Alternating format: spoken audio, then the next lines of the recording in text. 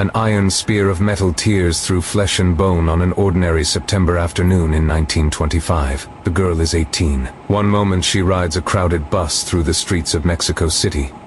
The next, the world detonates in a scream of colliding steel. A trolley strikes. The bus shatters. An iron handrail rips free and drives itself through her pelvis and out her back. 3 fractures split her spine. Her collarbone snaps. Ribs crack like dry wood. The right leg breaks in 11 places. The right foot is crushed beyond recognition. Her shoulder is wrenched from its socket. She lies among the wreckage, conscious long enough to feel the full measure of the destruction. Doctors later say it is a miracle she survived the impact. They also say she may never walk again. They say she will almost certainly never carry a child. They say the pain will be her companion until the final breath. She is alone in a hospital bed, body immobilized inside a plaster shell that runs from chest to thighs, staring at a ceiling that offers nothing. Friends come at first, then the visits thin. The days stretch into a gray eternity of throbbing and silence. Someone places a mirror above her and a small box of paints within reach of her hands. She cannot sit. She cannot stand. She can only look upward at her own face and begin,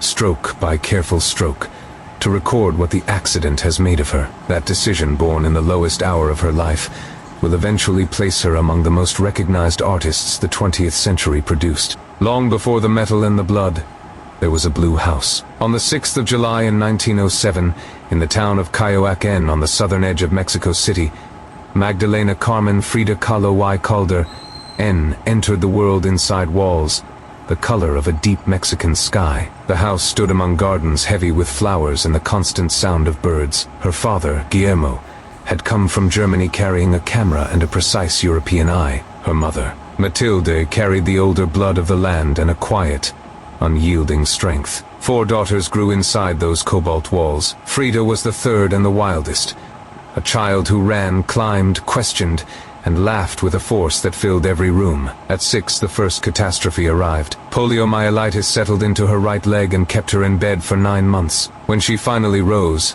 the limb was thinner, shorter, weaker. Other children noticed. They invented the name peg leg and used it without mercy. The insult marked her. She answered not by shrinking but by covering the leg with long skirts and returning to motion with stubborn intensity. She swam, she played sports, she climbed trees, she even boxed. The body had been altered, yet she refused to let the alteration define the limits of her will. Her father, sensing something uncommon in her, took her into the parks and taught her to look with real attention at the light on a leaf, the structure of an insect, the exact color of a petal. That training and observation became the quiet foundation of everything that followed. By 15, she had entered the National Preparatory School, one of only 35 girls among nearly 2,000 male students. She intended to study medicine. She read biology with fierce concentration and dreamed of healing the sick. She also joined a circle of rebellious students who wore distinctive caps, argued philosophy, played elaborate pranks on teachers,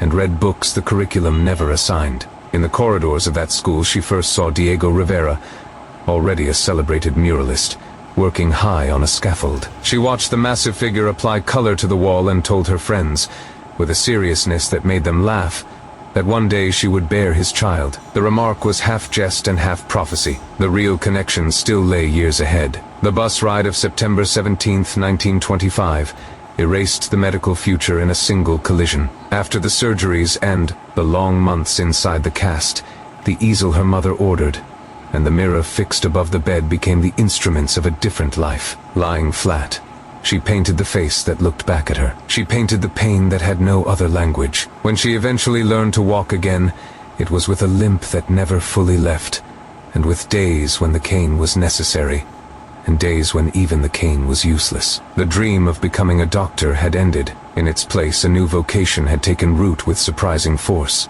She began to produce small, intense paintings that stood apart from the grand public murals dominating Mexican art at the time. She painted herself again and again because solitude was frequent, and because no other subject was known so completely. She painted the broken column of her spine. She painted a deer with her own face pierced by arrows. She painted 2 Fridas seated side by side, one in European dress, and one in the traditional clothing of Tehuantepec. mapping the divided identity she carried. Bright Mexican reds, yellows, and greens filled the canvases. Monkeys, parrots, thorns, and butterflies appeared beside tears and open wounds. Each work functioned like a page from a private diary written in pigment rather than ink. Reality and imagination fused without apology. The paintings were intimate, unflinching, and impossible to ignore once seen. In 1928, she gathered a selection of these works and carried them to Diego Rivera, while he painted a mural.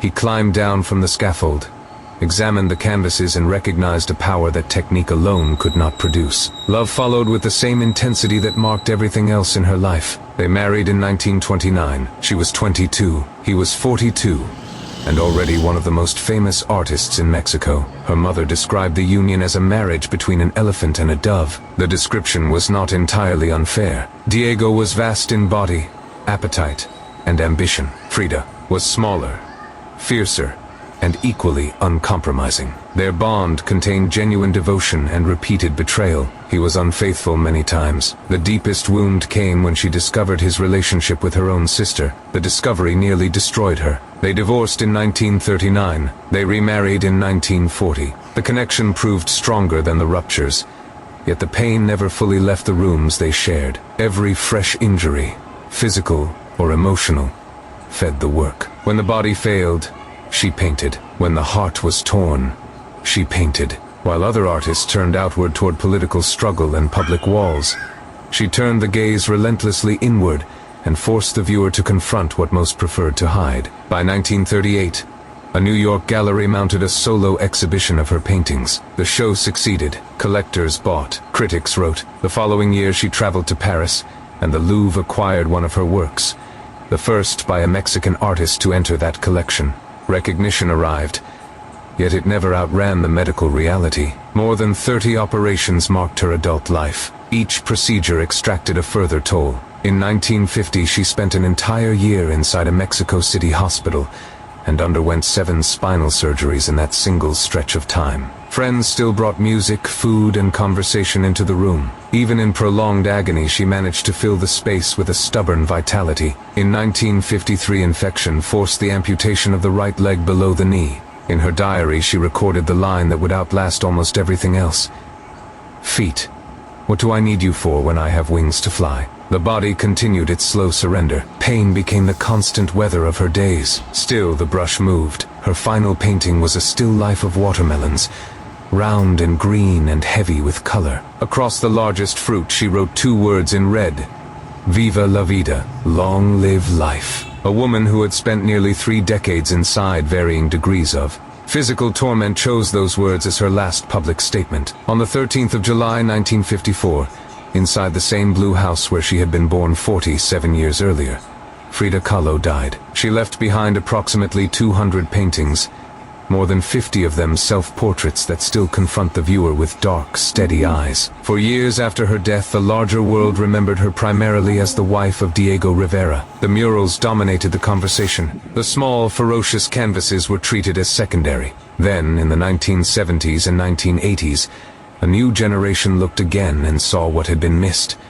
The courage, the refusal to silence suffering, the radical claim of a woman's own image and experience at a time when such claims were rare. La Casa Azul became a museum. Crowds now move through the rooms where she once painted, past the wheelchair, the brushes, the bed, the mirror that once hung above a hospital ceiling. Her face travels the planet on posters, clothing, murals, and stamps. She has become a global emblem of resilience, of unapologetic selfhood, and of the decision to transform whatever material life provides, even when that material is shattered bone and unbroken grief, into something that continues to speak. She could not choose the polio, the bus, the endless surgeries, or the betrayals. She could choose what to make of them. She chose the mirror and the brush. She chose to look steadily at her own ruined reflection, and to turn that reflection into art that still stops people in their tracks decades later. The final words on the watermelon were not a complaint. They were a declaration spoken from inside a life that had every reason to despair and refused. What remains is the question each viewer must answer for themselves.